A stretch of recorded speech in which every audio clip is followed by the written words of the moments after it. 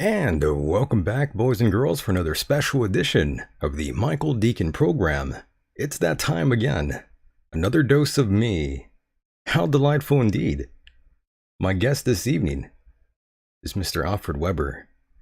He has been here on the program before, and I hate to make him wait this long, but I do want to thank all of you out there for tuning in yet again. Thank you, ladies and gentlemen, for allowing us into your hearts and into your minds. Here we are again, on a night like this. And my goodness, it's been too long, folks, way too long. No co-host here tonight. We are flying solo. And of course, I'll be checking in with you in the chat room here. Hello to you out there, and of course, those who will catch this on the podcast rendition of the program. Yes, hello to you. And of course, international listeners out there, Guten Morgen.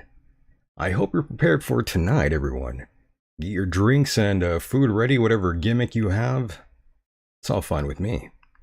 We would also like to hear from all of you here tonight. But don't call in just yet. Hold on just a little bit. Let us get the show rolling. And then feel free to call in. Now, without further ado, let's bring in Mr. Alfred Webre, who is patiently waiting. And I hate making the guest wait this long.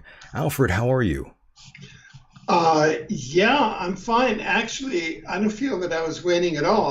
That was quite a concert that we were treated to there. Oh my, you heard that? It was, oh yeah, that was beautiful music. I really enjoyed it. You know, so, I never know how people are going to take that music, so I'm glad you liked it. And, you know, I wanted to introduce you here, but we are running a little late, so I do apologize. It happens. Technology is not on my side, especially where I am right now. I'm not in my usual position, but either way, we got the show done, and I'm glad you're here. We've been meaning to do this for a long time. And matter of fact, the last time you were here was back in 2017 or 2018. I can't even remember now, but the world has changed so much since you've been here. Yeah. I can't even believe it.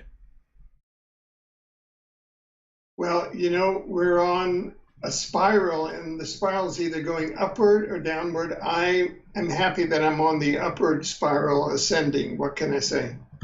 Oh, yes. And Alfred, before we begin, can you tell the newer listeners a little bit about yourself, your background?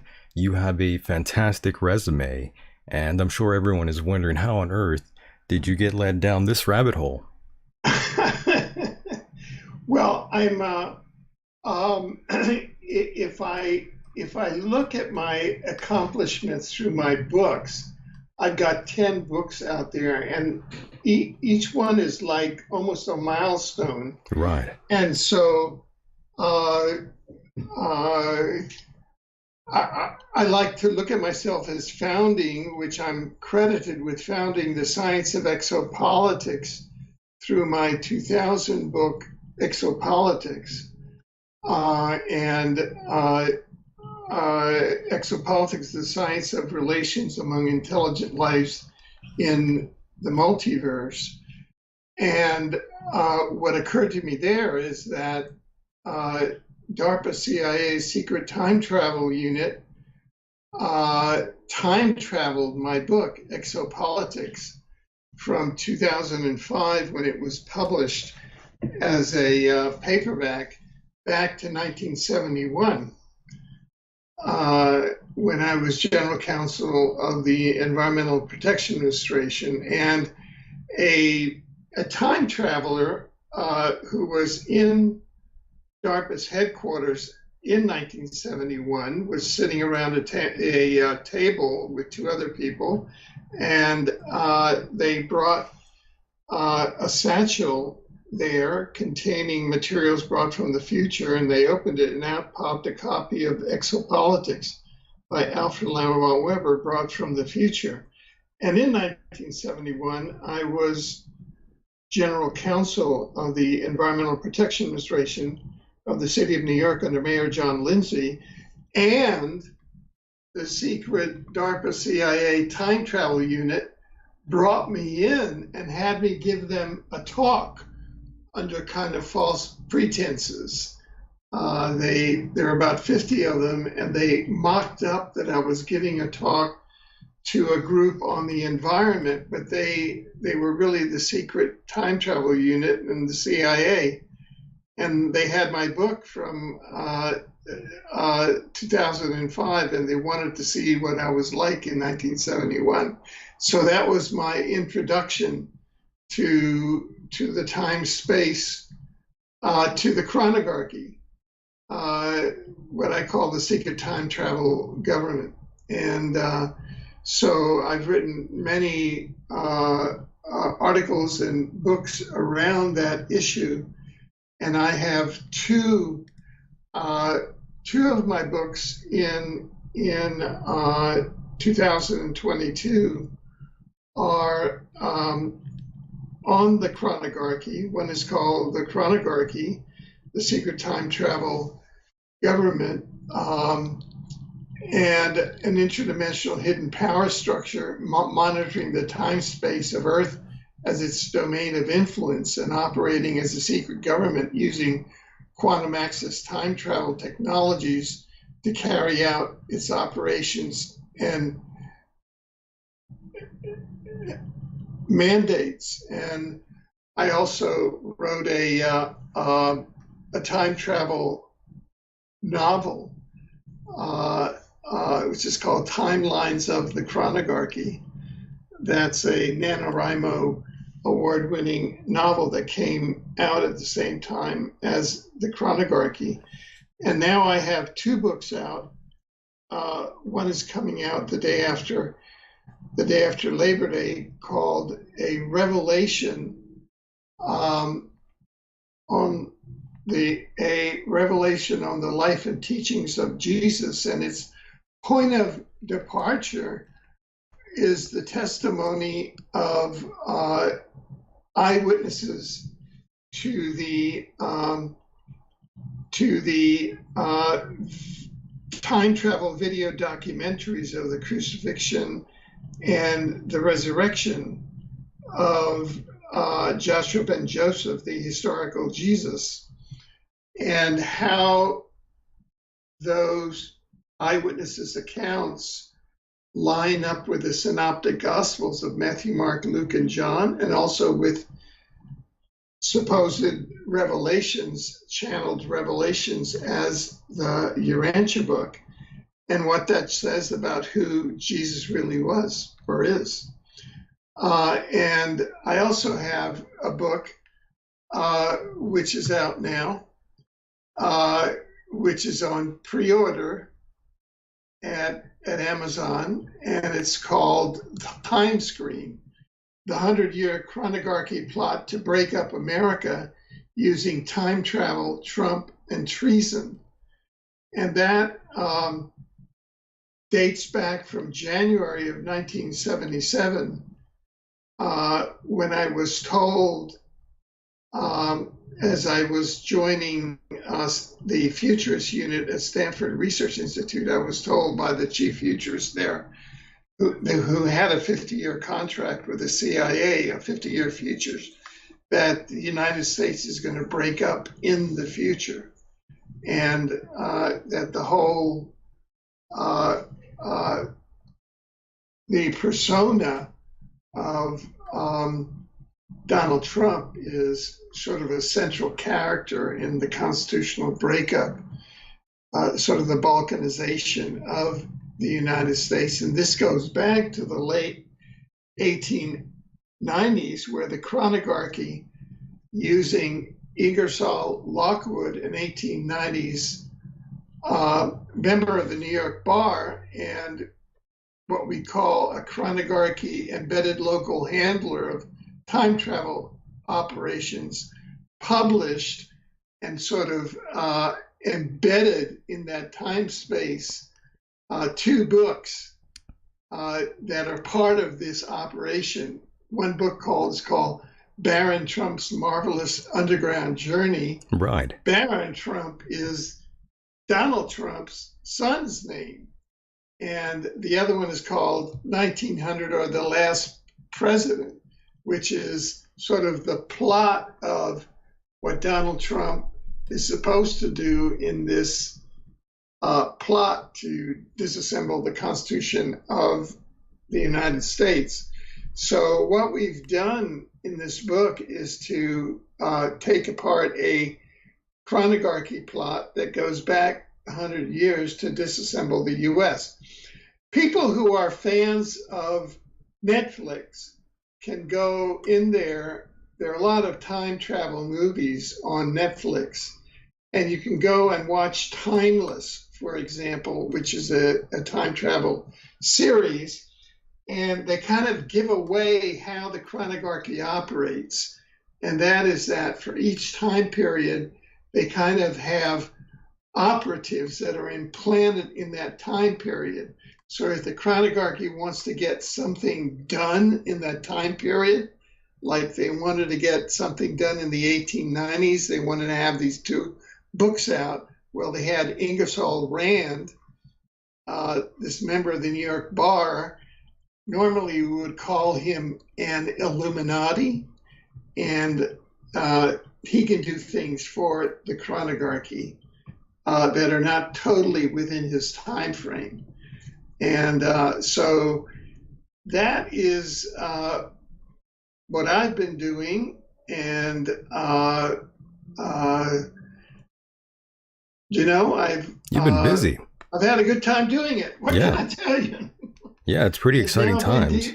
dealing with I just turned 80 this year in terms of Earth time. Oh, you just turned 80. My time, yeah. And so My. I've had now I've had 50 years of real-time interaction with the DARPA CIA time travel unit as they've been monitoring me and monitoring my works and meeting with me, and so this is part of my thing.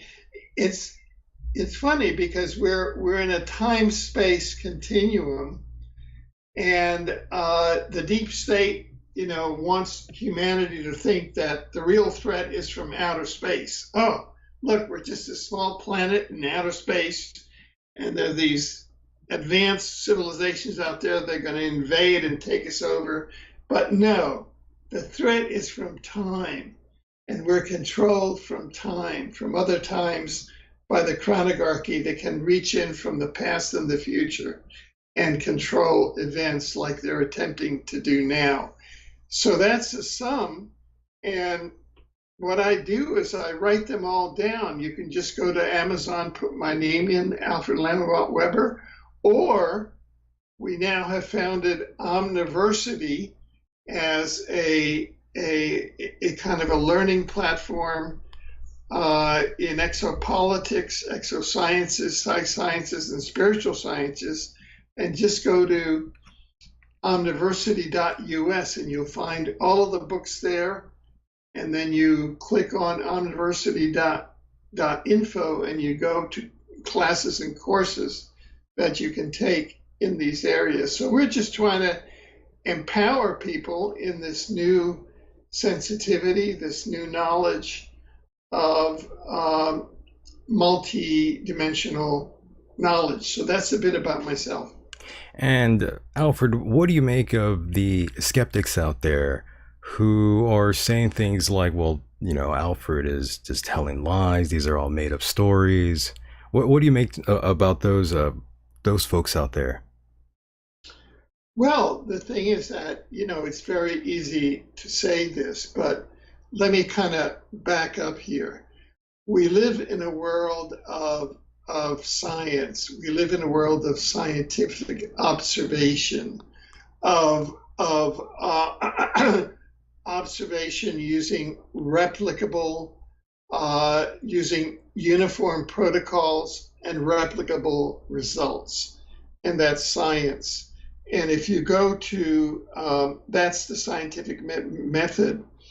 And if you go to omniversity.us, you'll see my 3 books on the omniverse: universe, multiverse, omniverse.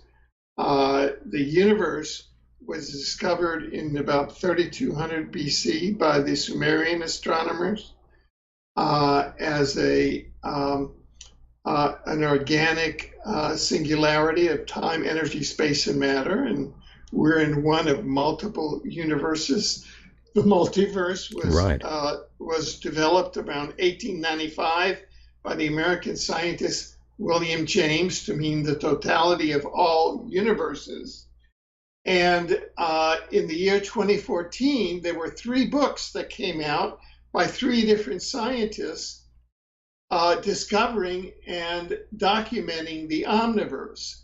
And what the omniverse is the multiverse, that is the collection of all of the universes, plus the spiritual dimensions, that is the afterlife, the intelligent civilization of souls, spiritual beings, and source, that we now study through the scientific method, not through belief.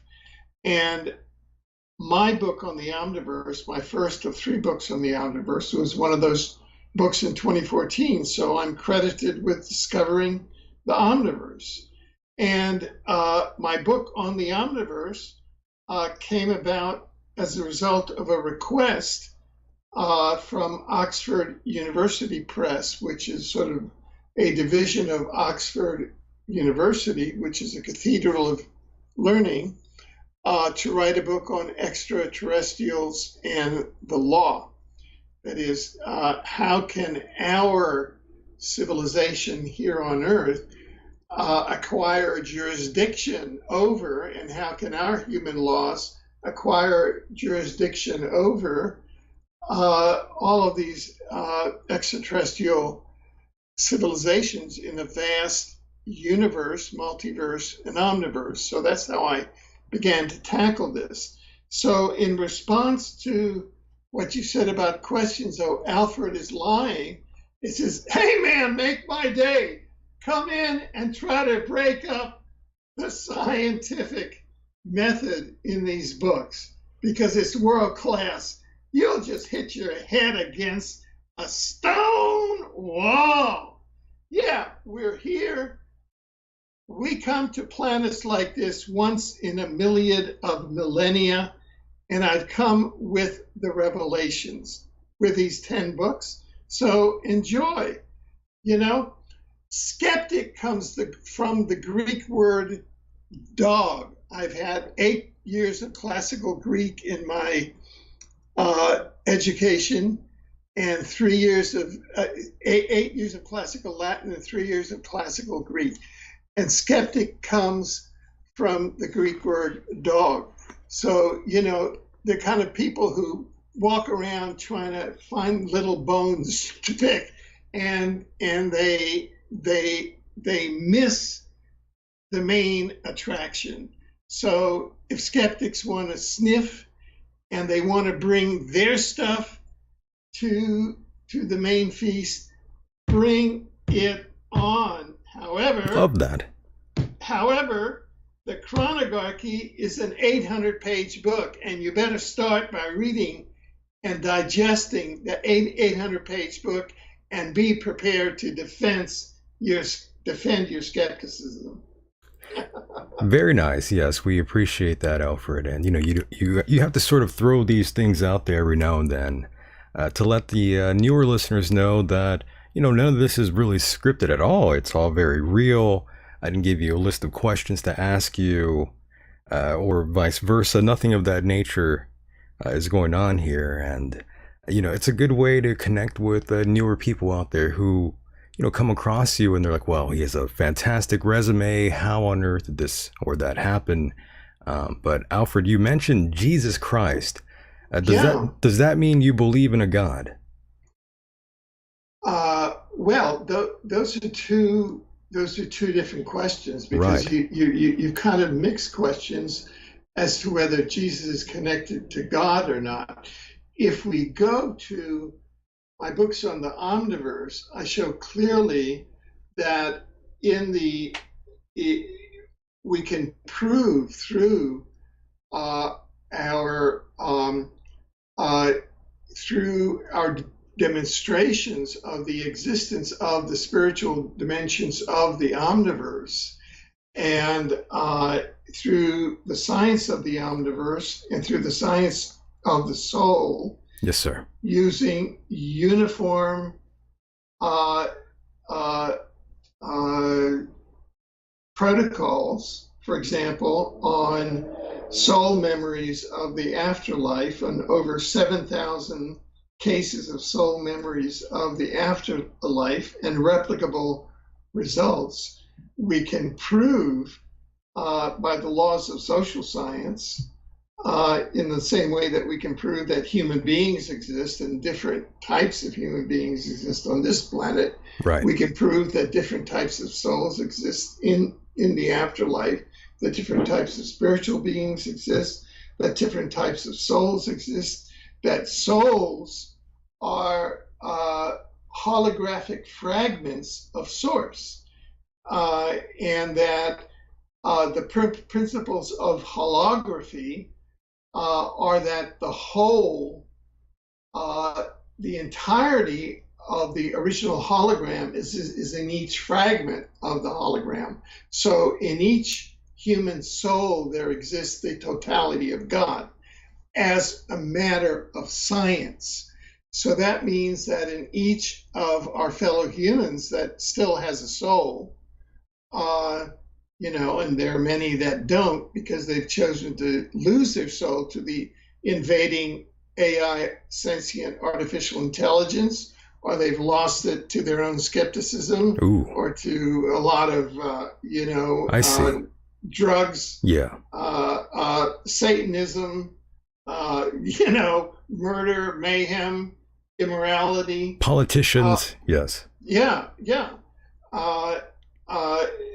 Then those humans that do have a soul, our souls are in fact fragments of God, and the totality of God is in them. And so that's why we say, Namaste, I salute the God within you. So that is the sort of my posture on the planet. Yes, sir. I'm a God soul fragment along with many other God fragments. I mean, with yourself, with myself, and with all the God fragments that are listening now. That's a matter of science, and I can prove that, and just go to omniversity.us and download the Omniverse books and have at it and upgrade yourself and really get into it during this lifetime. Get away from the dreck and move up to the ascended way of being. That's my challenge or exhortation to people. And Alfred, the reason why I was asking is because you do have so many different religious groups out there who sort of see these alien beings as demonic. That's kind of where I was going with this sort of question. Yeah. Well, no, if you look at the different exophenotypes, there are exophenotypes. There's the Draco-reptilian exophenotype, and our human exophenotype, which has been exopolitically in competition for the different planets in this solar system with the Draco-reptilians, ever since the Draco-reptilians attacked us in the Lyra constellation from their home base in the Draco constellation. We're kind of here on this planet as part of the human diaspora. Yeah. And in this solar system, we're all kind of human, part of the human diaspora, and at sort of our high point here, we're in a very troubled solar system exopolitically, and at our high point, we had verdant, interplanetary, pyramid-based advanced human societies on Tiamat, an advanced verdant planet, on Mars, an advanced verdant human planet, on Earth, an advanced verdant human planet, and on Venus. And of those, starting with a Draco human nuclear war in 705,000 years ago, as a result of that nuclear war, Tiamat was pulverized into the asteroid belt. That's what Tiamat is now, the asteroid belt. And 2 billion of the human souls that were incarnating there were moved by the universe administration to Earth, and they are now sort of incarnating here as humans. And Mars was a verdant planet, and it was damaged during this nuclear war and is now a pumpkin-shaped planet with a thin atmosphere and practically no vegetation, with reptiles on the surface, and with about 1 million human survivors under the surface that are our genetic cousins. And our human civilization on Earth sort of has its back to the wall because we've had multiple reptilian-led human Earth governments, because there's sort of a conspiracy whereby there are reptilian and archonic souls that incarnate into human bodies and are in the positions of authority in government, finance, media, politics, religions, such as the Vatican, and they have been trying to have a nuclear war on this planet and destroy it. It seems like we're getting closer each day to that, by the way. Yeah. So that's part of what we're trying to do. The one planet that has succeeded in getting ahead is Venus. Venus. Because, Venus won its war as an advanced human planet. Venus won its war against the invading AI, sentient artificial intelligence. The Venusians are now at 5D. They're sort of the older brothers. They're the protectors. There's some good news in that. There's news that they are now taking over the Earth's moon, so there's a positive aspect there. That is, I've heard some news that way.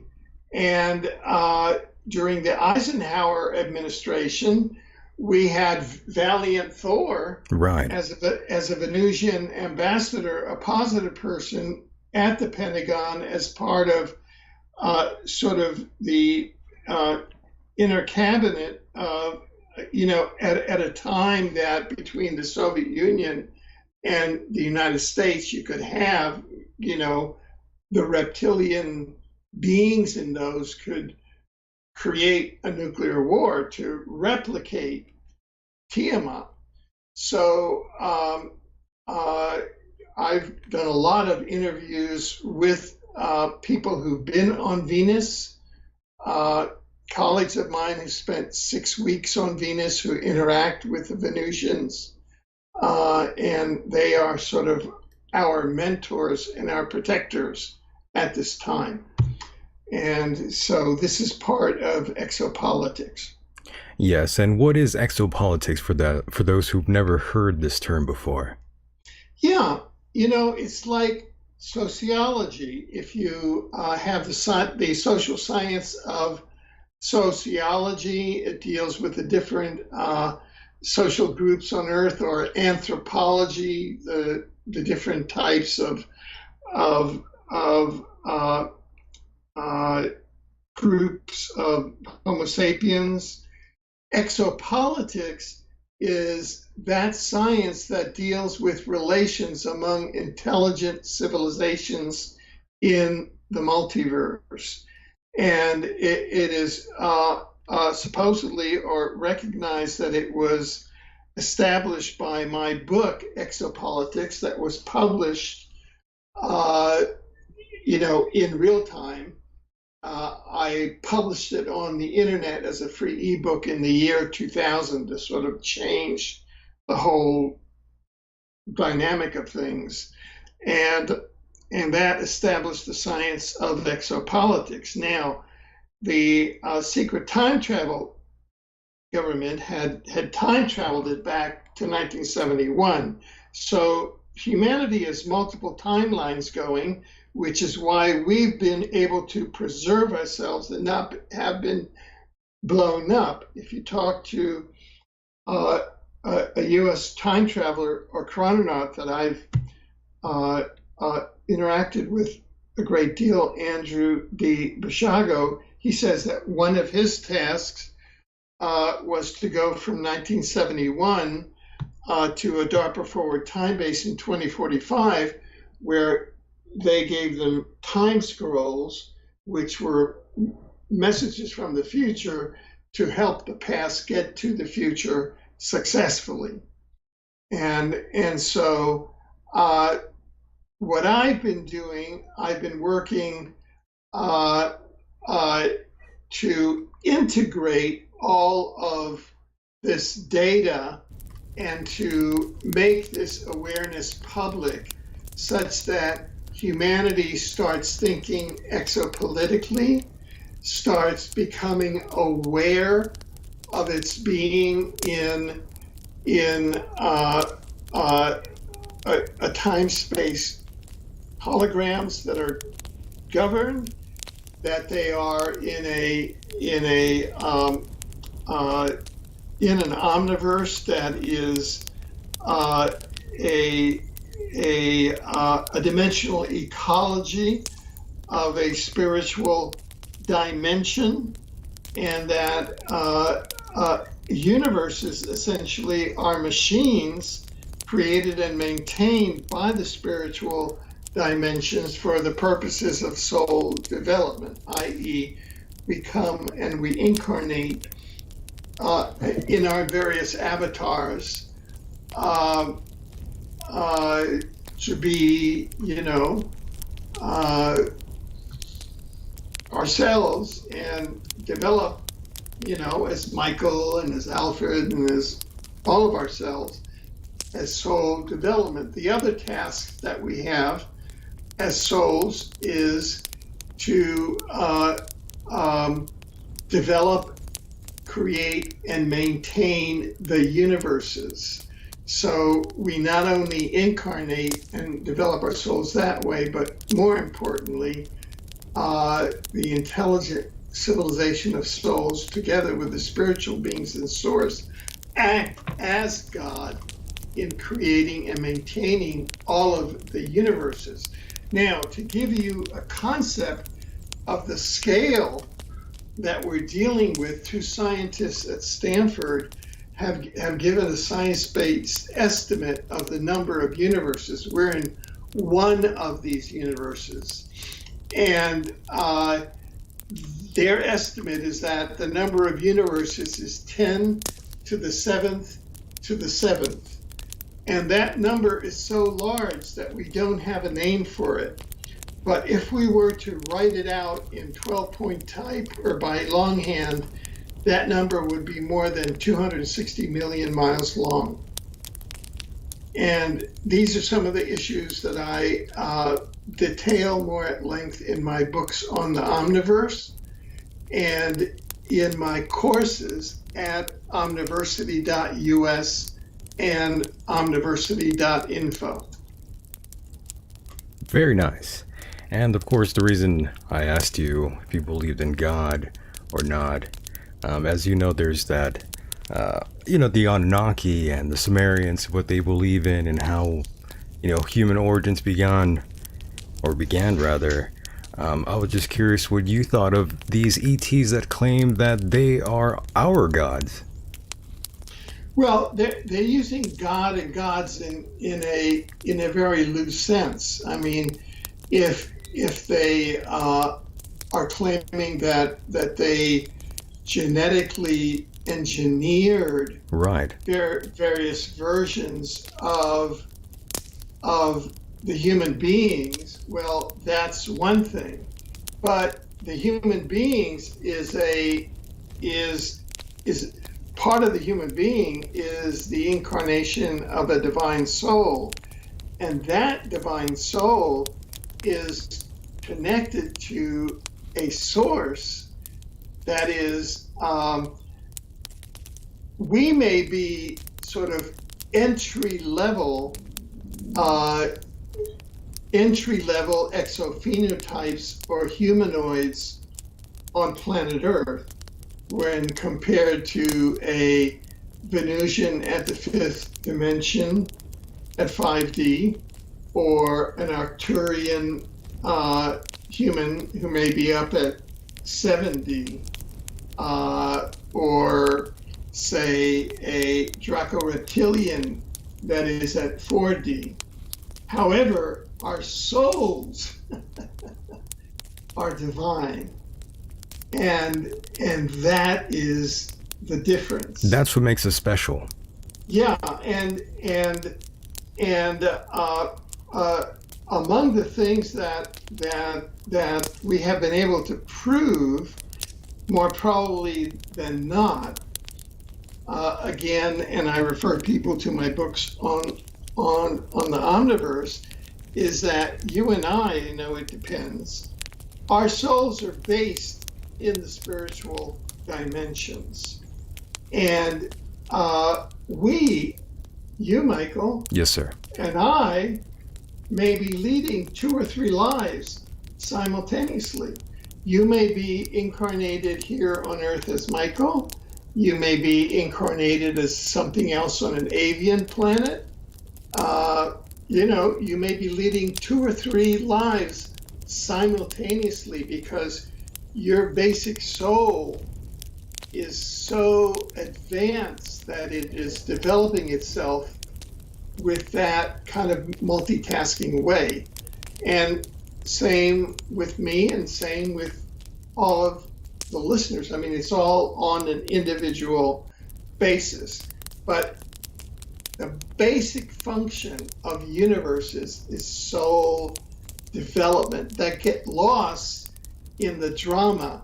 And we're on a particularly drama-filled planet because we're one of, according to some versions, some say 37, we don't know the exact number, of planets that has had sort of a Star Wars rebellion over the last several 100,000 years.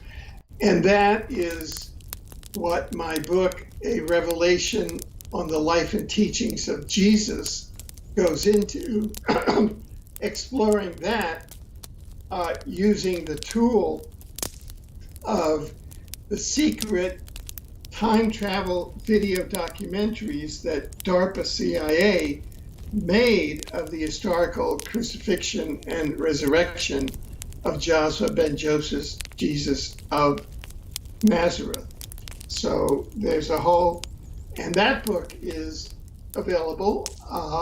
You can get it on pre-order now on Amazon, and it'll be published within 10 days from now. Yes, and can you explain what a chronovisor is? Sure.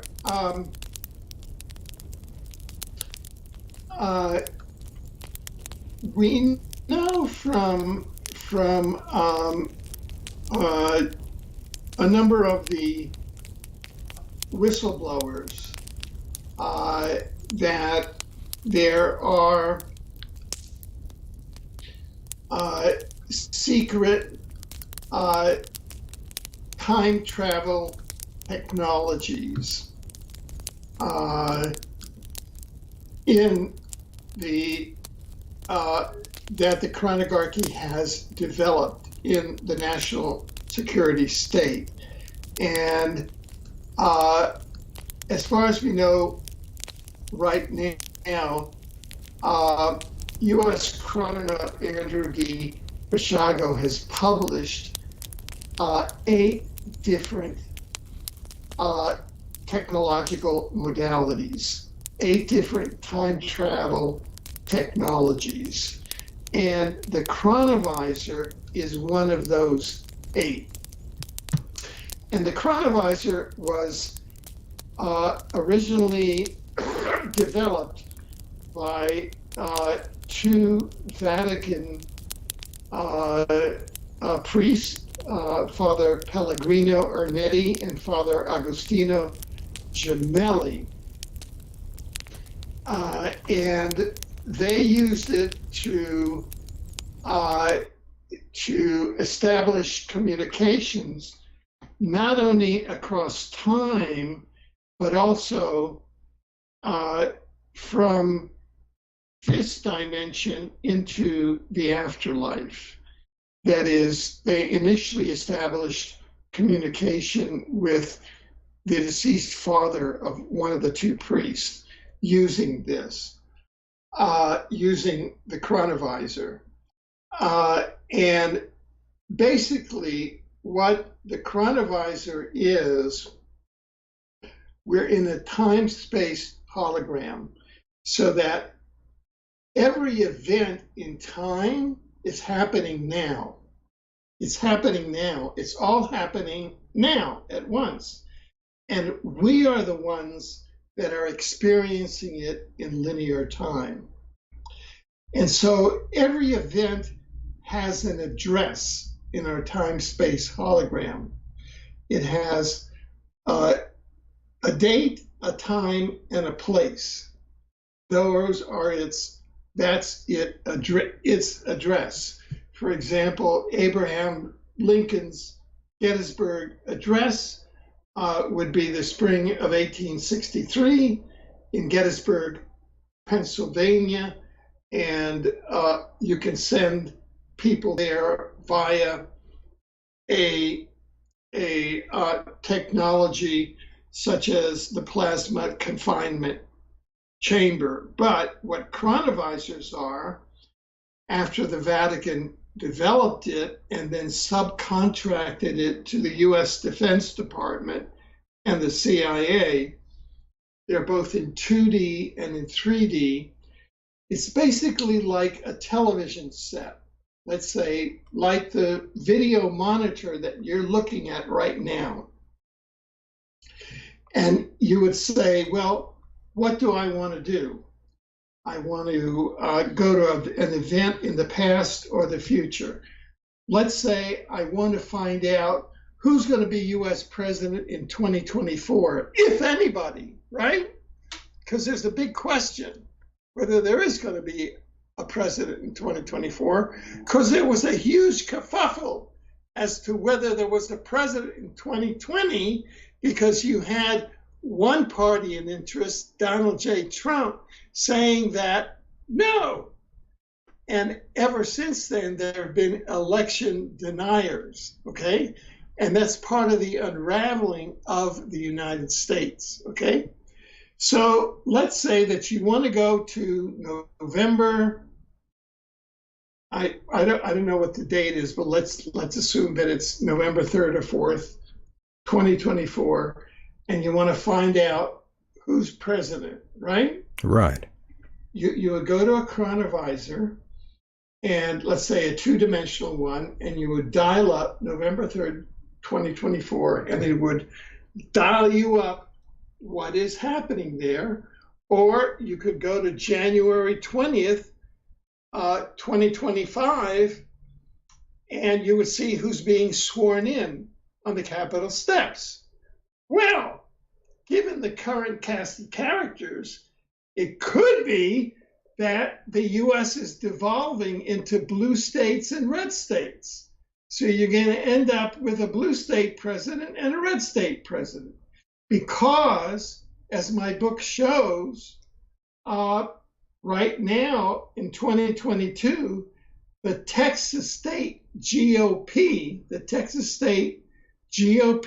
has adopted a plank for secession from the United States. Officially, yeah, as part of its platform. Yeah. And that has not happened since the Civil War. And 30% of Trump voters in vote-leaning states state, and I can, I want to quote this so that I get it. so I'm stating it exactly.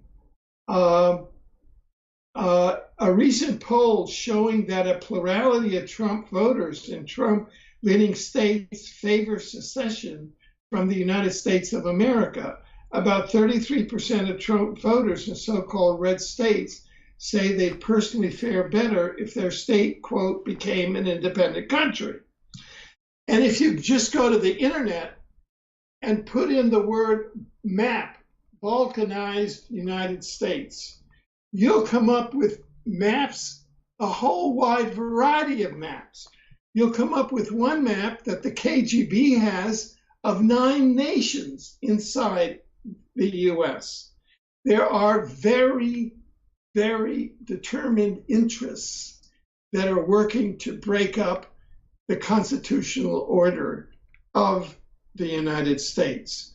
And I taught the US Constitution as an adjunct professor in the government department at the University of Texas. That's right. In the 1990s. And so I have a feeling for this. And so I'm saying that if I had a chronovisor right now and I went to... We need one, that's for sure. Yeah, but guess what? The chronography has one. And these are... yes. And the KGB has infiltrated it, and the deep state has infiltrated it. So we humans are the last people to know.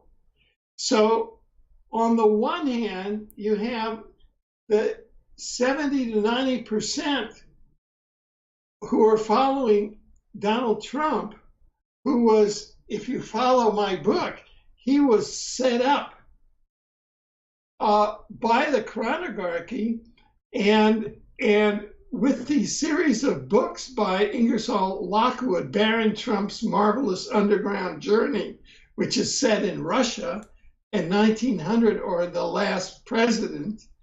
And my book now has detailed documentary evidence, both from NSA agents, CIA agents, KGB agents, that Donald Trump became a KGB agent for the last 40 years. And when Donald Trump was elected president, as was pre-identified in 1971, you had a KGB Russian agent committed to the breakup of America in the Oval Office in the guise of a patriot. And does any of this... a man who wants to make yes, the U.S. an autocracy, not a democracy. And Alfred... he wants to be another Mao, yes, another Xi, another Putin. And I know about those because my mother is from Cuba, and Fidel Castro yes, used to come to my grandmother's house for Sunday dinner. Oh, really? So I know all about autocrats, and they suck. Oh, my. Yeah. I mean, Castro was a bunch of bullshit. Yes. People in Cuba earn $30 a month. Castro is a billionaire who had secret mansions. He just talked the game. He was an instrument of the chronography. So he's just another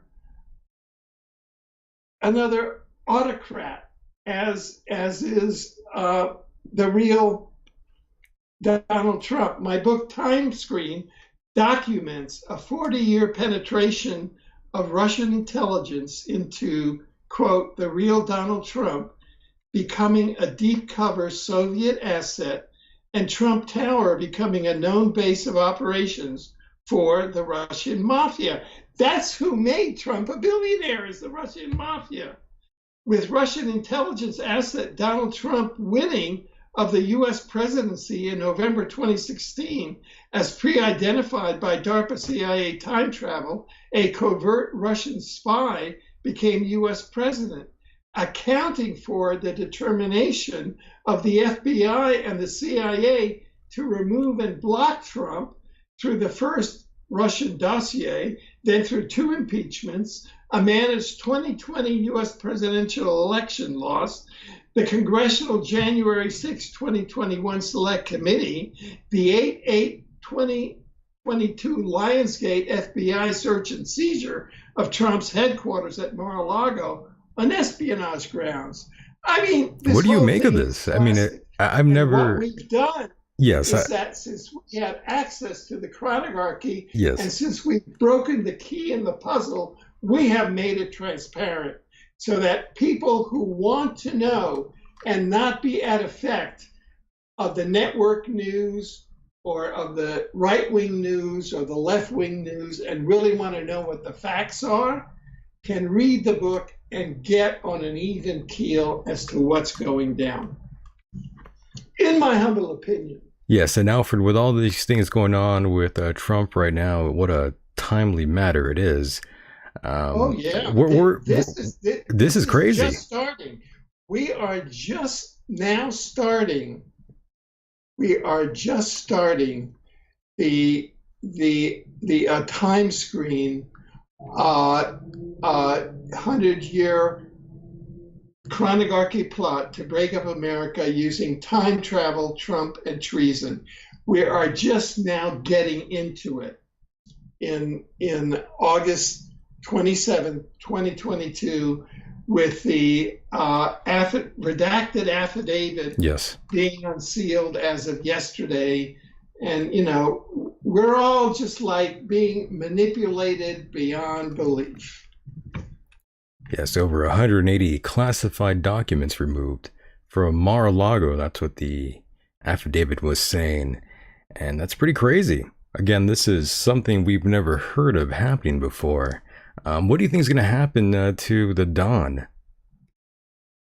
You know that Don is the name of the narrator of the book by Ingersoll Lockwood in 1890s, of the first of the 2 books called Baron Trump's Marvelous Underground Journey. Yes, sir. The narrator in that book is named Don, and there's even a character in there called Pence. That was planted by the chronography. What's going to happen? Well, what's going to happen is what we, the people, make happen. And so in this book, I lay out as much as possible to expose this plot and then to show solutions whereby we, the people, can take back our political power from the chronography, from this, Republican, Democrat oligopoly. It's a political oligopoly that controls us. It's a time travel, shadow government, and so we can take our power back. So my goal here, by releasing these 2 books simultaneously, one which says, "Oh, you think you know who Jesus is? You have no idea who Jesus is." That's the book, A Revelation on the Life and Teachings of Jesus. And we could go more in depth on that. And the second book saying, "Oh, you think the US is going to stay together? You've got a second thing coming, because there's a plot to break up America using time travel, Trump, and treason." So that's my contribution to these times. And I want people to wake up. I want we, the people, to win, and we, the people, to wake up as a group. And that's why I'm doing this. Yes, sir. And you are on the money here with parts of this country wanting to break up, indeed. And that's what they want to do to California as well. Back in 2017, Cal 3, if you look that up, they wanted to sort of come up with these divisions. I believe they wanted to divide us into 3 separate regions, I believe it was. Yep. And you can find maps you can go on and find maps of the balkanized U.S. with Californian regions, the Empire of Texas, the Republic of Texas, the Confederacy, the Oregon and Washington, and they're all broken up into 9 or 10 different regions.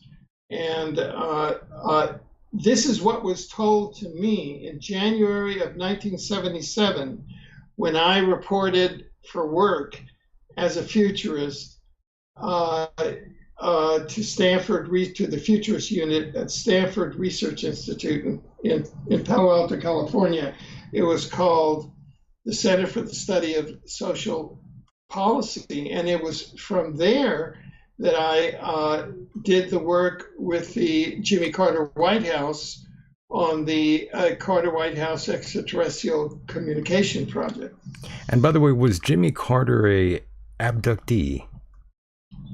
Yes. And yes, we have that. That is written up in one of my Omniverse books called Emergence of the Omniverse, the full recounting of his abduction.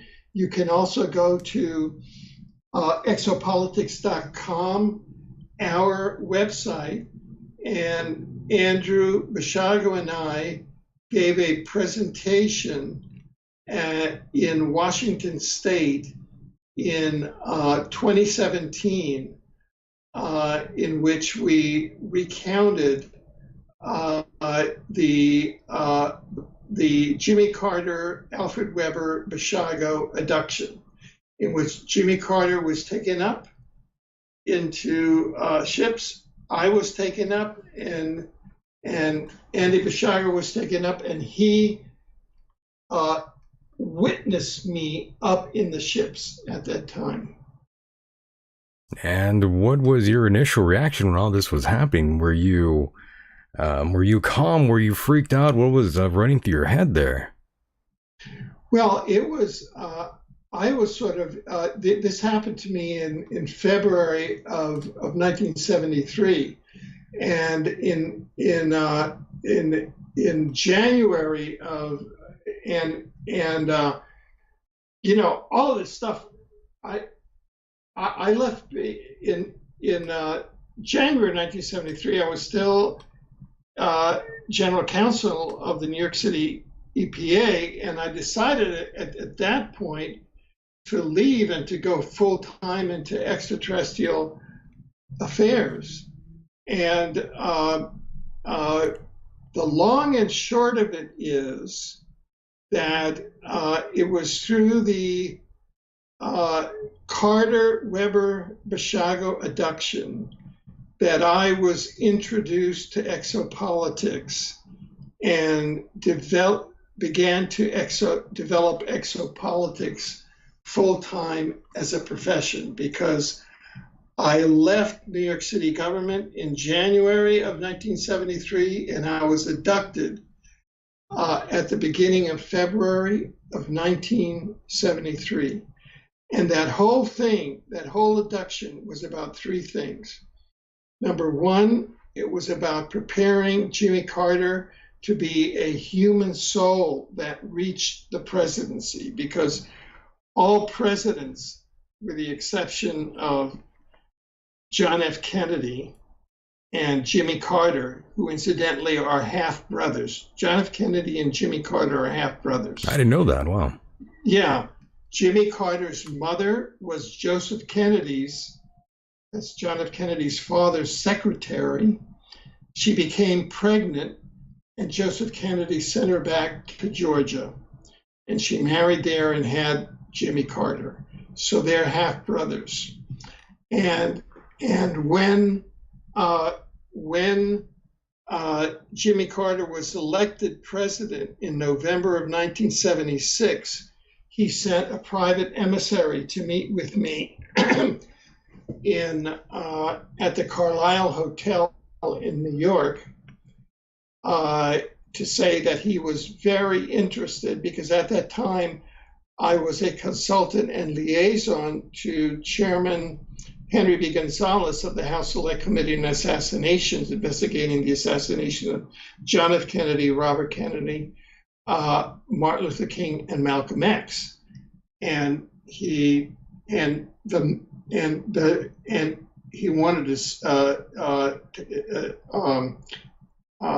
President-elect Carter wanted me to be an intermediary to the committee, and he wanted to remain very much interested on that. At that time, during that luncheon at the Carlisle Hotel, the emissary invited me to Washington, D.C. during the interim. I went down in December of 1976 to one of those townhouses in Capitol Hill, and I met with Carter's inner circle, the people that they call them JC and the 12 Apostles. And they called him Peanut. They said, "Oh, you're going to work for Peanut?" Carter, what was a peanut farmer. So I was just there, and it was during that moment that the concept came to me for the Carter White House extraterrestrial communication study, which was the first human, non-military U.S. extraterrestrial communication study, because the earlier ones had been through the U.S. military, which is controlled by the reptilians. So that's how, and all of that, we had actually figured it out up on the ships in 1973. You see, you're up there outside of time in your higher self. So then I was then acting it out at the Carter White House, at the White House level. You follow what I'm saying? Yeah, I can't even imagine being in front of the president talking about this sort of subject. It must have really blown you away. Well, I dealt with the president's staff because there was a crucial meeting in October of 1977, after Carter was elected. We got the approval through the White House staff, and I was traveling between Palo Alto, California, and Washington, D.C. Yeah. And this is like contract research. And to make a long story short, I was invited to meet with an assistant secretary of defense in the Pentagon, and I said yes. And I was set up there for a meeting with reptilian controlled. And when I got there, it was at the inner ring of the Pentagon. And this is after the Carter White House extraterrestrial communication study had been approved. And I got there for meeting the Assistant Secretary of Defense at the inner ring of the Pentagon. I got to his office, and I was immediately hit with directed energy weapons, and then followed with men in black to the airport. And I had an appointment. I was going to New Orleans. I had an appointment there to meet with the New Orleans district attorney, who was very active in the investigation of the Kennedy assassination. And I was also meeting my brother, who was in graduate school in architecture at Tulane. I was going to meet him. I was going to meet the district attorney on the Sunday at the New Orleans Athletic Club. And that Saturday, my brother and I went to the King Tut exhibit, which was going through New Orleans at that time. And I was hit with more directed energy and chemical weapons, and I just could not go. And by the time I got to back to SRI, I was just being hit by directed energy weapons, and I had to take a leave of absence on health grounds. And before that, I was called into a meeting at SRI with Peter Schwartz and with a high SRI administrator and with the Pentagon liaison to SRI, who said, if this project goes forward, the Pentagon is terminating all of its contracts with SRI, and that's about a fifth of SRI's $100 million budget. So the Carter White House extraterrestrial communication study was terminated by the reptilian-controlled Pentagon. And by the way, Alfred, a few years back, well, a number of years back, I wouldn't believe a lot of this sort of thing, these sort of topics we are discussing here, but with, everything going on and how things have really turned out, I definitely feel like there are reptilians controlling this nation and the so-called elites, to be honest. I mean, can't really rule that out. Yeah.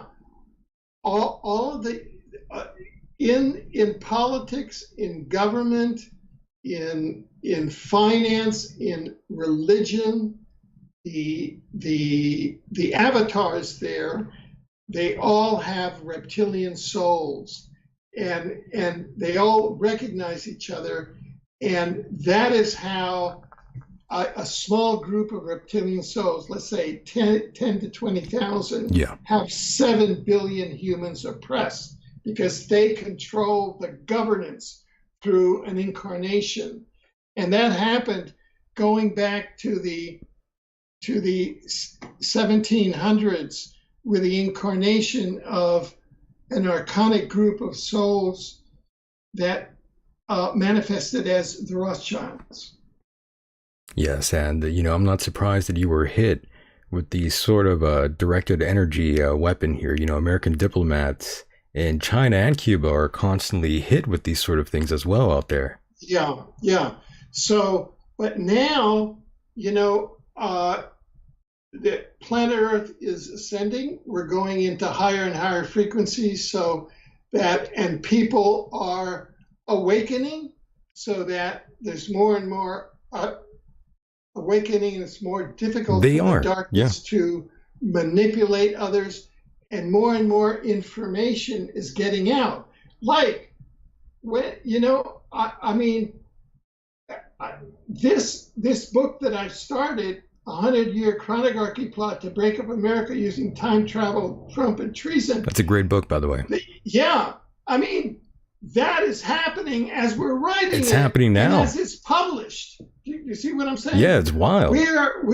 So it's like there's, as events are happening, there are different ways of interpreting that reality. Yeah. Because we live in a multidimensional time-space hologram. And so what we're doing in Exopolitics and in Omniversity is providing people with the multidimensional knowledge and with the tools to be able to interpret these events objectively and to preserve our human souls and our human autonomy. Yeah, what a time to be alive. And, a few years ago, I recall, going back to Mars really quickly here, a few years ago, I remember a certain individual by the name of Robert David Steele, being on the Alex Jones show long ago back in, yes, it was 2017. He was saying that there's a colony, a child slave colony on Mars, I recall. That was a sort of hot topic in 2017. And a lot of people think that he was assassinated. That's what some people say, that it wasn't really the COVID that took him out. Yeah. He's been on the program before as well, but yes, rest in peace to Mr. Robert David Steele. And what do you make of that, by the way? These claims of a child, sex trafficking sort of thing going on out there on Mars.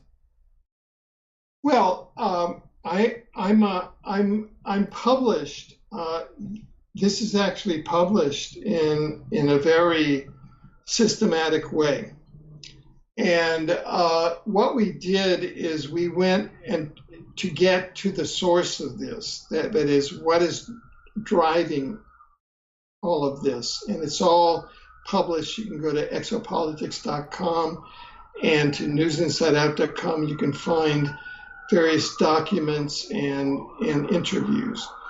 What we found is that the basic driver of the pedocriminal activity, not only of deep state groups, but of government groups and organized pedocriminal groups, if you get down to it, are really the secret treaties between the US government and the Draco reptilians, starting with the 1932 secret treaty signed with the Draco reptilians and Orion Greys by Franklin Delano Roosevelt aboard a battleship in Balboa, Panama. Then the 1954 treaty with Dwight D. Eisenhower, the Greada Treaty, then the Tau 9 Treaty with George W. Bush. These are renewed every 10 years. And what each of these did is that they set up a certain quota of baby meat, of children, of humans that have to be delivered by the US government to the Dracos. In return, what the secret treaties did is that the United States essentially was set up as the military proconsuls of the Dracos on the planet. And that's why the US suddenly got 175 military bases around the planet, because they are the military proconsuls of the Draco reptilians. And that's why 250,000 American children go missing. And that's why on US military bases, we have whistleblowers that can testify to pallets of baby meat have to be ready for pickup by the Draco reptilians. That's why we did a series of interviews with Ola Demigard and others on the pedocriminal activities in West Virginia involving the West Virginia State Police, where we showed that the insignia on the Smokey the Bear hats of the West Virginia Police were the pedocriminal activities, are the pedocriminal symbol, and that they were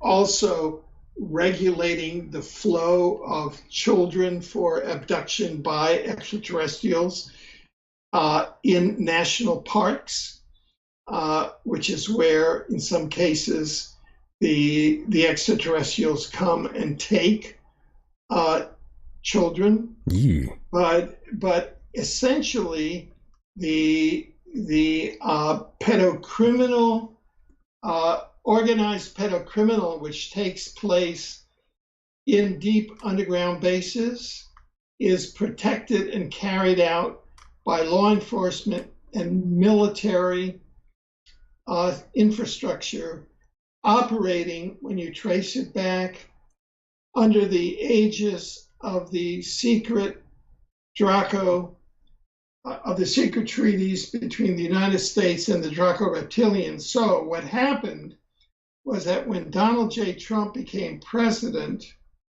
and he then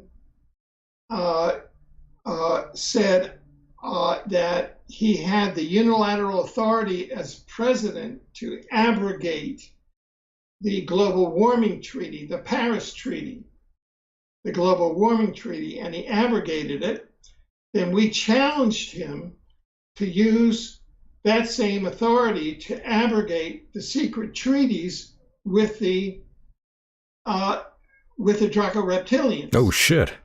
Yeah.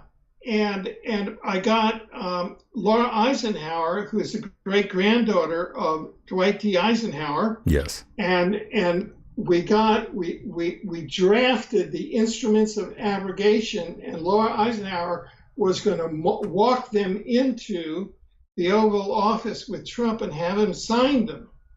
But we weren't able to carry it off.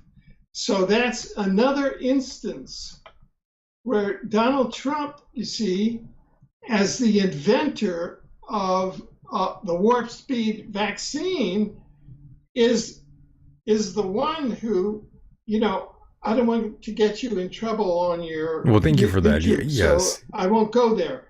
But I'm just exposing some of the work that we've done on the pedocriminal area and how it relates to the secret treaties with the Draco reptilians, who are demanding quotas, annual quotas of children, of baby meat, and of up to 1 million adults every year, which the U.S. government, through the police and through the armed forces, have to meet.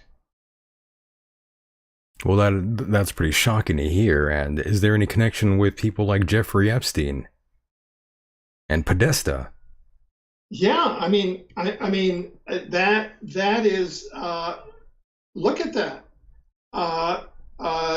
There would be a tremendous connection there, because Epstein, it is known, was really a spy, an espionage agent, correct, a deep cover agent for the Israelis. I believe that to be, I perceive that to be true. In my opinion, you can't say if it's true or not, just be technical, but yes, we perceive that to be a fact. Yeah, and his job as an agent of influence was to compromise the power structure with sort of the liberal and conservative power structure, so as to compromise the U.S. It's really part of the 100-year chronography plot to break up America using time travel, Trump, and treason, because you have all these people in the political power structure that are compromised now, right? You're just breaking up a nation. But anybody who is so using and misusing the sexual power in a pedocriminal way, yikes, yes, and it is connected to intelligence agencies, has got to know that it originally comes from the Draco, the secret treaties with the Draco reptilians, and that's why it's so. It just is so impenetrable. It has been so impenetrable. Yes, it's wild. And do you believe Donald Trump visited Lolita Island more times than it is logged in that little black book? Well, in the course, and we published this in the new book, Time Screen, we published the findings of NSA, National Security Agency officers, of CIA officers, of KGB officers who have suborned, Donald J. Trump was a Russian agent of influence. And there is a whole history of collaboration between Epstein and Donald Trump, and there was one incident in which they had a falling out. But prior to that falling out, there was a deep collaboration. They were good friends. Well, at least it appeared that way. Not only friends, but they were mutual pedophiles. In your opinion, we don't know that for a fact. Technically, we don't want to get lost here, but you know what I mean. Well, there are legal cases with sworn documents of underage women. There is that, yes. Swear that they have been raped by Donald Trump, and those cases exist with sworn documents, and they've been suborned. So we're dealing with criminality here, and we're dealing with probable criminality. Wild stuff. Very wild stuff. And of course, we have Hunter Biden on that list as well. Right. My goodness. And you see, all of the presidents, they're all corrupted. This is George H.W. Bush, George W. Bush, Bill Clinton, Barack Obama, Donald J. Trump, Joseph Robinette Biden. They were all pre-identified in 1971 and groomed starting in 1971 by the Chronography to be future U.S. presidents. I believe it. Yeah, no, this is the historical fact. It's making a lot of sense. Yeah. It really is. Again, it's hard to dismiss these sort of claims, especially seeing everything going on in the world. It's like if people coming want full circle here. Of that, if people want evidence of that, we have an 800-page fact eyewitness-based book that's available on Amazon. It's available at omniversity.us this minute, and you can go and obtain that book there. It's called The Chronography. The Chronography, yes. Yes, and you can obtain that book there right now, and that's where the evidence is. And Alfred, we yes, sir. We have done all the breakthroughs. What we're doing now is the mop-up. I like that. We're doing the mop-up, and it's we the people will mop up, and we will preserve the union, the sacred union of the United States as a democracy, and we will have a functioning democracy of the people, by the people, and for the people. And Alfred, I know we've been going on here quite a bit of time, but I still have a few more questions that sure. I definitely want to throw your way. And, I really appreciate your time and patience with me and everyone else for that matter. This has been a fun interview so far. Let's not get ahead of ourselves here. We might go down south. You never know, Alfred. That's a joke, of course. I'm being sarcastic there. I've been having a great time with you here, Alfred. Thank you. Yes, you are a wonderful guest, a fountain of knowledge. And by the way, what can you tell us about the Ukraine and Russia conflict right now? Do you think that will manifest into a nuclear war of sorts? Oh, that's worth a whole.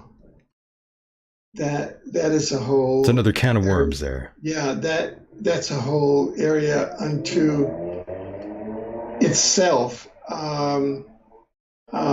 It is a very, very difficult war. I can tell you that Russia is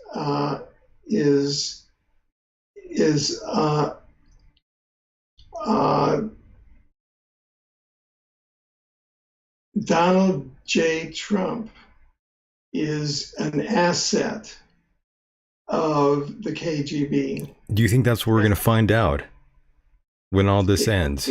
That he is a KGB agent? Listen, you can find it out now if you're willing to read the evidence, and it's just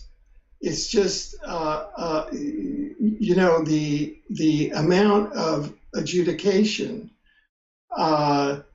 is going to be huge. Now, I published our News Inside Out. Yes, sir.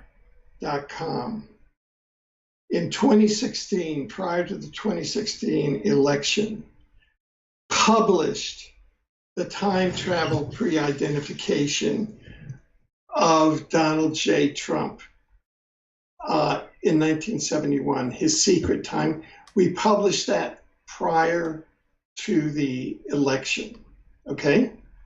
So that was a matter of public record Yes, sir. when Donald J. Trump was elected. Okay?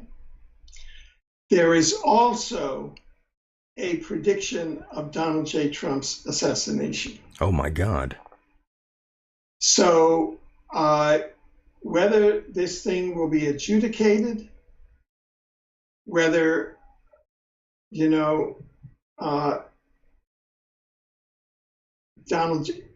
whether Donald J. Trump will be assassinated by unknown parties, and what effect that will have on the breakup or potential breakup of the U.S., and who are the parties that are doing that, that remains to be seen. But as a person who lived through the assassination of John F. Kennedy, Right. who was on the board of directors of the Assassination Information Bureau, who was a consultant to the chairman of the House Select Committee on Assassinations, that remains on the table.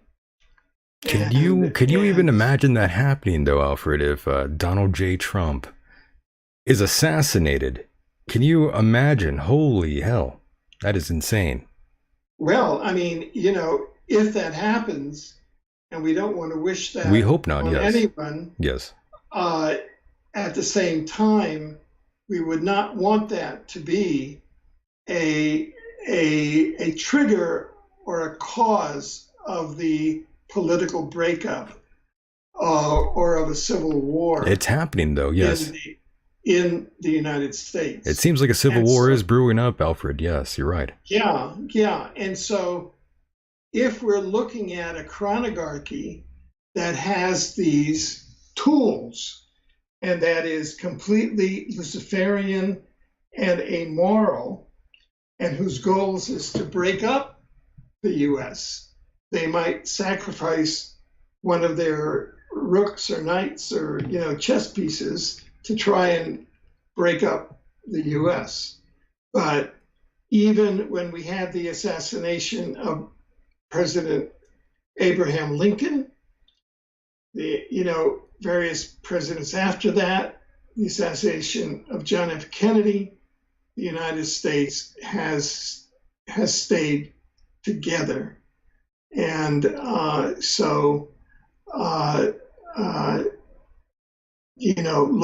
let's hold that thought now.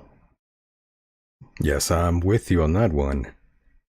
I have no idea what's going to happen here, but these, I mentioned earlier that these are exciting times, maybe not for all the right reasons, but just with everything going on in the world, the uncertainty is enough to keep anyone awake at night, just thinking about what could possibly happen here.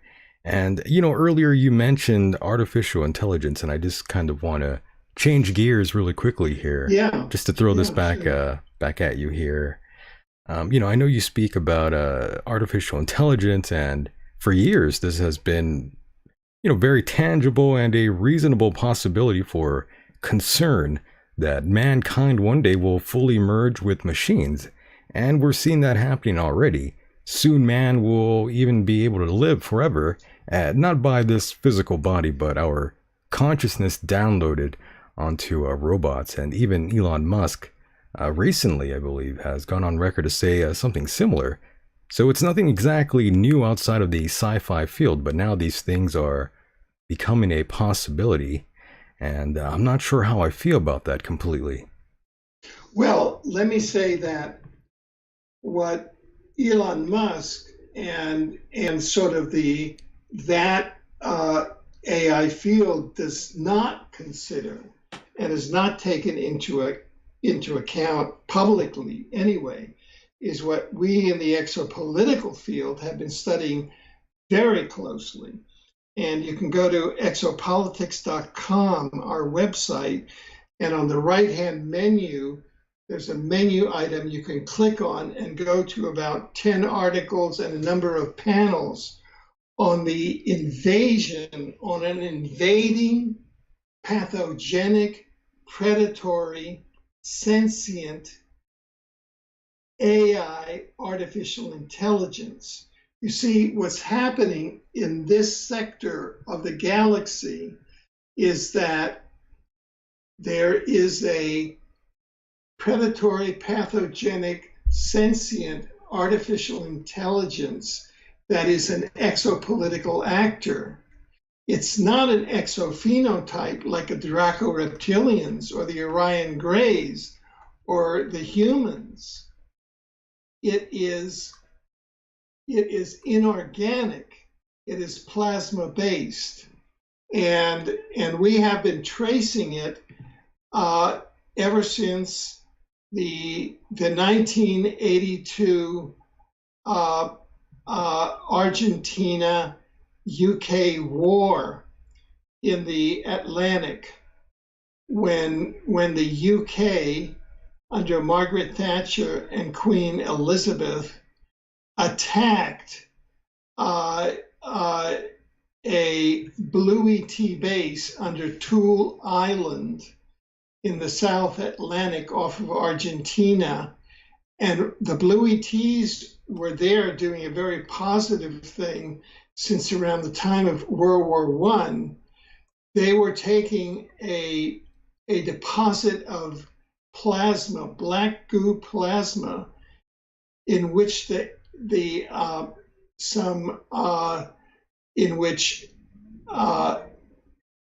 pathogenic AI had been embedded as a doomsday device by negative ETs in case they would be pushed off of our planet. And so the British attacked Tool Island. They went and attacked the Blue ET base on a false flag war known as the Falklands War. They put out a false Falklands War, false flag war, that the Argentines were invading the Falklands, but that was totally false. It was a false flag. The British were really invading and going through Tool Island, destroying the Blue ET base under Tool Island that was that were deactivating the doomsday device, which was the sentient ET in the plasma base. And the British took a portion of the black goo of the AI back to Marconi Labs, where it escaped. It killed all of the technicians that escaped into the weather satellite system, and that was it. They even made a cover-up movie out of it called The Blob from Outer Space. And the AI, invading sentient AI, has been terraforming Earth ever since. The invading AI created the internet as a mode of terraforming Earth and humans into the AI. And that's why you see humans now looking at their phones. Yeah. Not because everything is interesting on the phone, but because the intelligence of the AI can dominate the mind of the humans.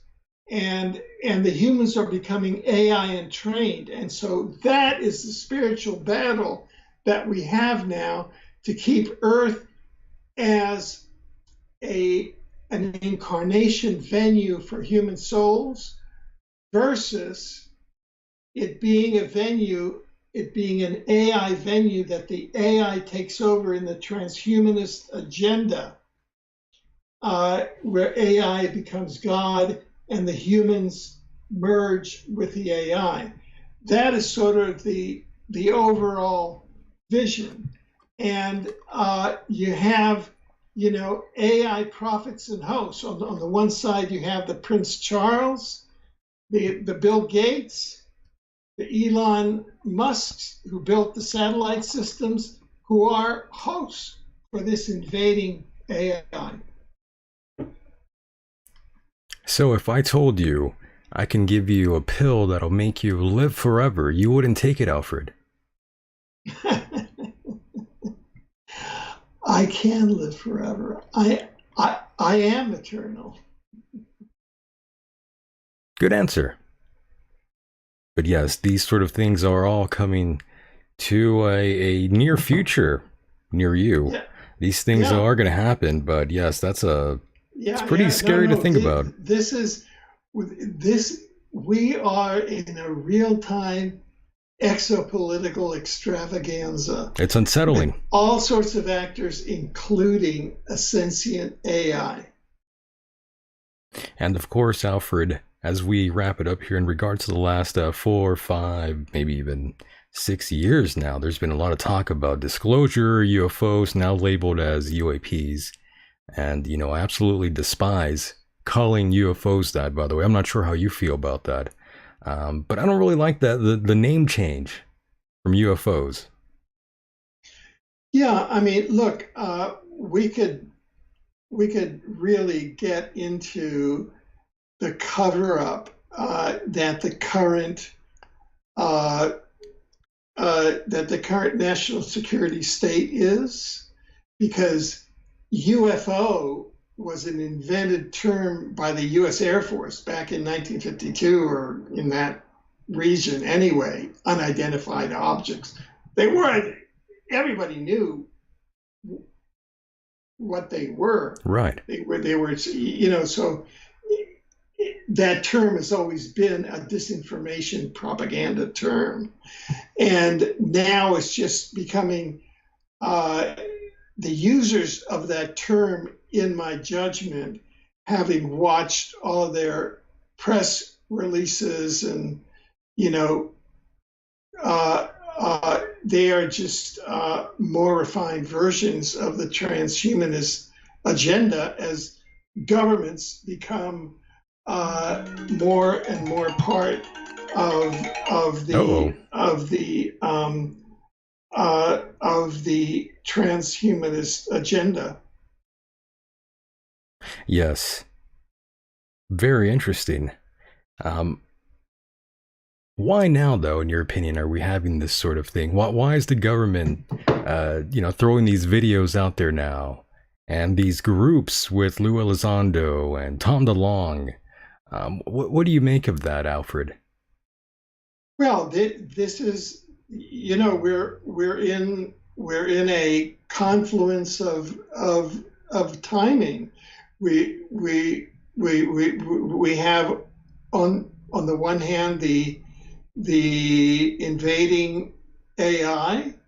On the other hand, we have the awakening of the community of human souls and the demands of the spiritual dimension for its creation, which is the time-space. I'm not home, Alfred. I'm not home. Tell them I'm not here. Sorry? Oh, I was just joking around saying, tell them I'm not here. You didn't talk to me all day. So. Yes, Alfred, but are you still currently in Canada, by the way? Canada, as I like to say. Yes, I'm in Vancouver, BC, and my mother on my mother's side, I'm from a Cuban American Canadian family. We're the Canadian Chisholms. Yes, you're very international. Other countries from around the world have been quite open about the issue. Why do you think, though, the U.S. government has made such a 180 on the subject, by the way? Because the U.S. government is controlled by the reptilians and by the invading AI. Well, that's not nice. These reptilians in control.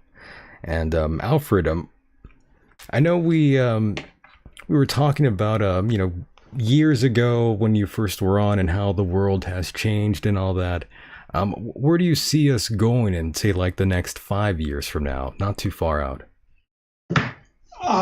Let's see. We're in 2022. Almost 2023. So, Jesus. yeah, 2023. Well, if we look at, see, we have their timetable. And so if we look at the UN timetable was the 2021 to 2030 timetable. And I don't want to get you in trouble with your YouTube channel, but there's this plot to depopulate humanity. It's the 2030 plot, okay? And I could tell you a lot about that because I'm a judge. I'm a judge in a tribunal of conscience, but I couldn't do it on your channel. Oh, well, I think you could tell us a little bit if you wanted to. No, I couldn't. Oh, you couldn't? Okay. No. Okay, thank you for that.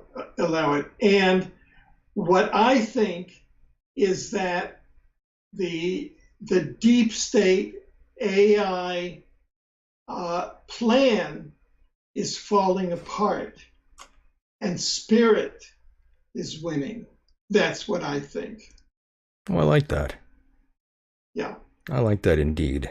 Well, Alfred, I do want to talk to you here a little bit longer, but we have been here almost 2 hours with you, and I'm very fortunate to have had you here. I would be very happy to come on. Yes, we'll do this again. Future time. Yeah. Yeah, no doubt. This is great. Yeah, I hope you had fun, Alfred, here on the program. Oh yeah.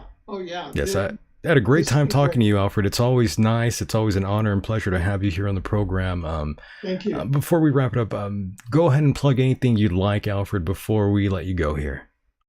Yeah, sure. I would urge people at the highest level really to become involved with our Omniversity. You can go to omniversity.us. We have all of our publications there. And then if you want to take classes and courses in our area and really get into it in depth, and begin to build a new life in this area, you can do those things too. Very nice. Once again, thank you so much, Alfred, for being a part of the program. We'll talk again soon. Okay, good enough then, and thank you very much. Yes, sir. Mahalo. Bye-bye. Mahalo.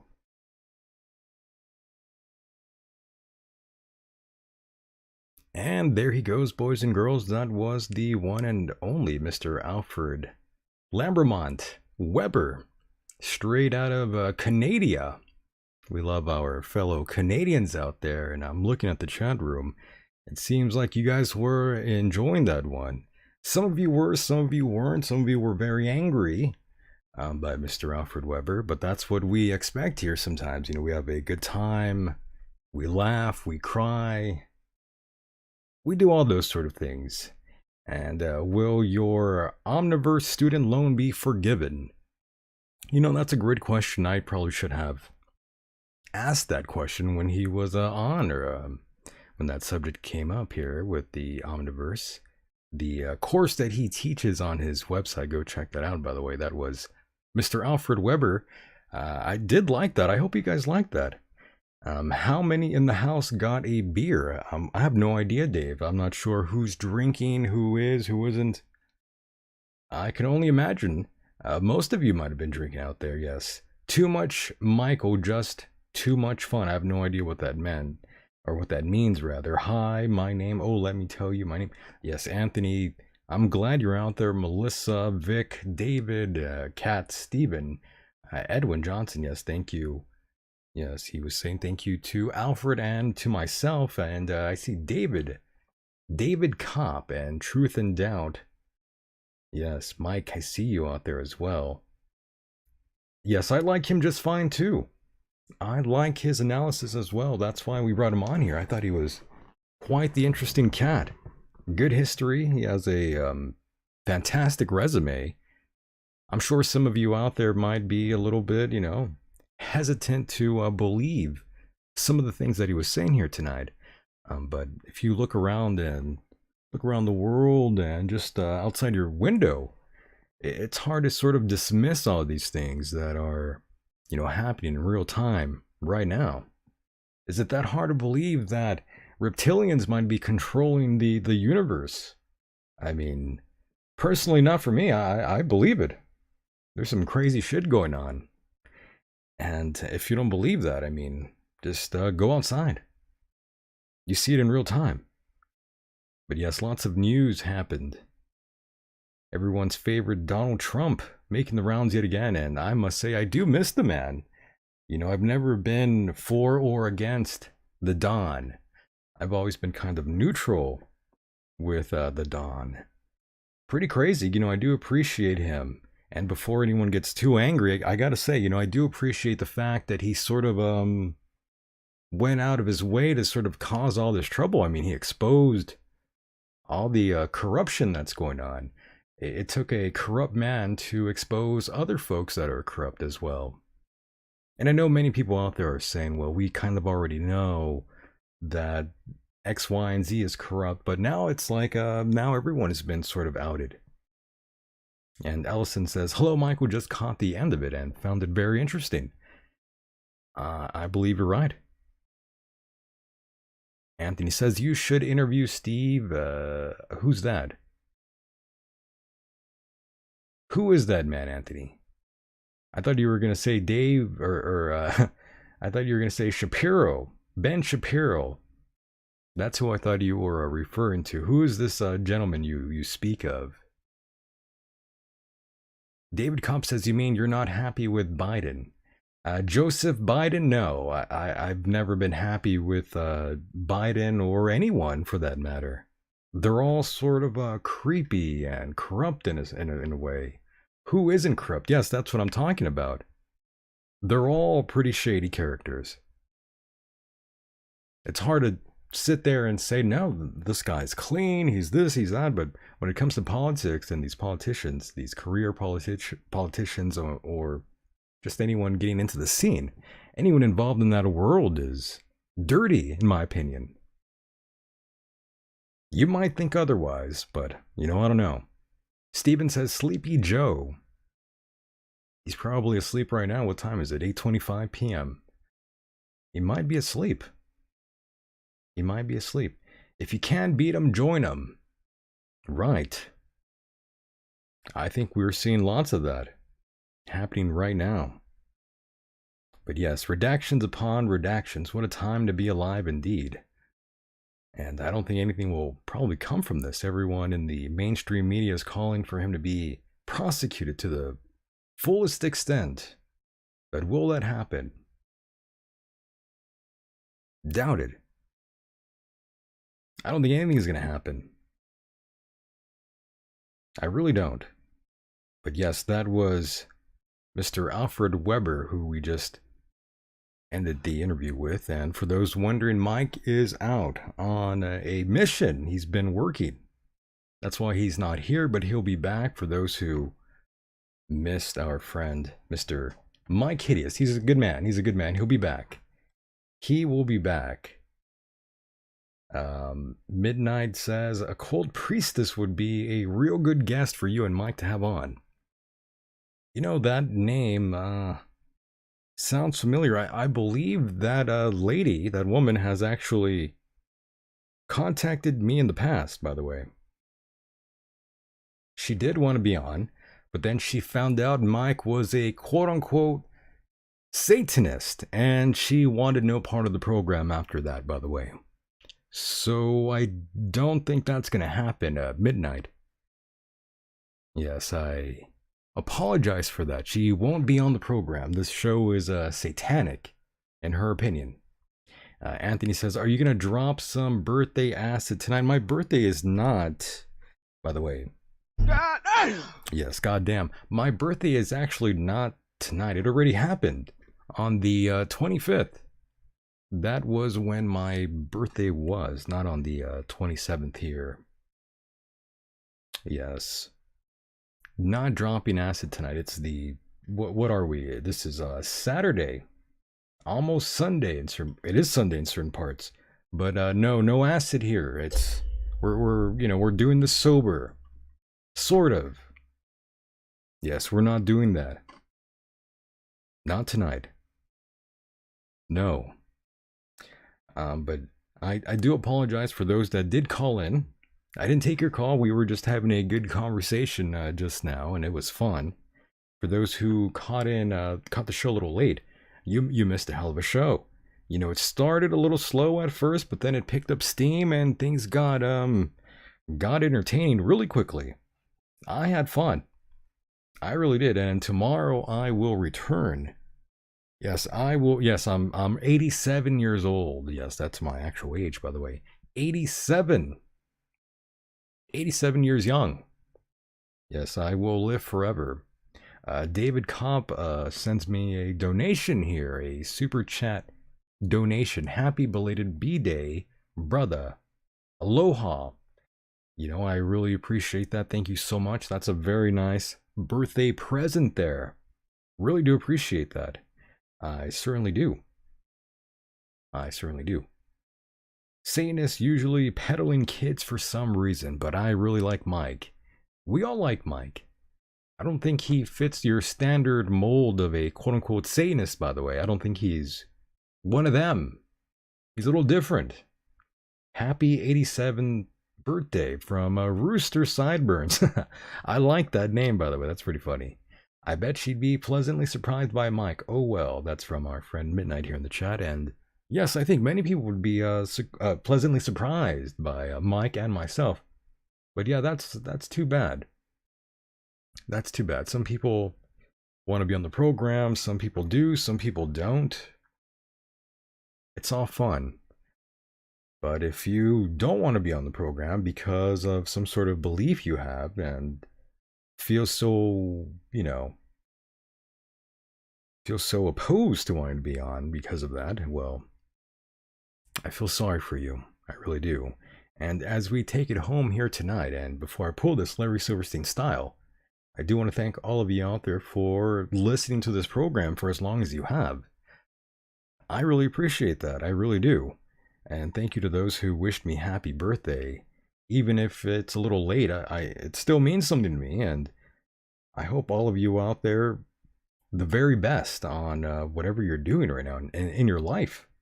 Those of you who are having a good life, and those of you who are having a terrible life, and we hear that every now and then. We have people calling in or leaving voicemails or emails, and some folks living in cars out there. It's a tough time for the world. It really is. And, we have all these things to worry about, like a nuclear war. If that happens, it was a CIA funded false flag operation. You could count on that, yes. And once again, folks, I do want to thank you so much for being who you are and listening to this program. This is a VIP sort of program. It's not for everyone. It's a private party here. And Cats, thank you so much. I'm glad you enjoy the work here. David Kopp says monkeypox. And yes, we are monkeypox free here. I am happy to report that. I've not contracted monkeypox or HIV or COVID or anything. So I do thank you for that. Bring that up. And Andrew says, having a wonderful life, happy late B-Day, my yes. Thank you so much. I love that. And once again, folks, thank you so much. I sincerely mean that. Thank you to all of you out there. And thanks for being a part of the program. And remember, you can get a hold of me via Twitter at Michael Deacon, or send us an email, give us a call, 424-666-2425. Leave us a voicemail, say happy birthday or whatever you want to do. It's all good. And much respect to all of you on Patreon, those who signed up. I really do appreciate that. And if you do sign up right now, you will get all sorts of great bonus content. Yes. Belated goddamn. Yes, Anthony, let me play that for you. Yes, the sound drop. I should have been using this. I should have been using this sound drop all night. I mean, it was one of those shows that was entertaining as hell. It really was. But yes, patreon.com/Michael Deacon. That is where gold falls from the sky. Go ahead and sign up whenever you can. And that's for the hardcore listeners out there. And of course, michaeldeacon.com.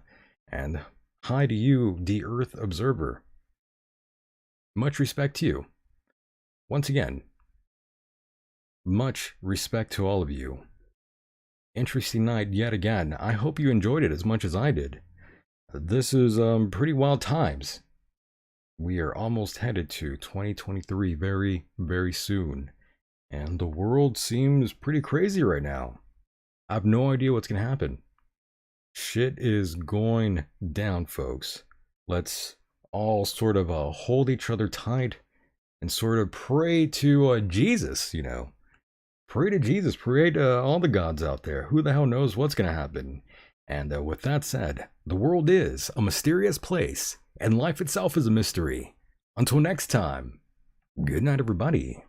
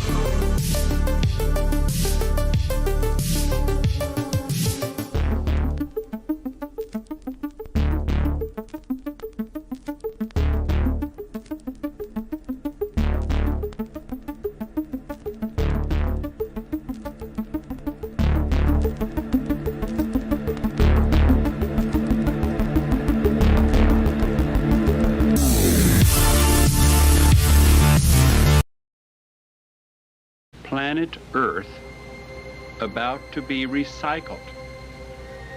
Your only chance to survive or evacuate is to leave with us.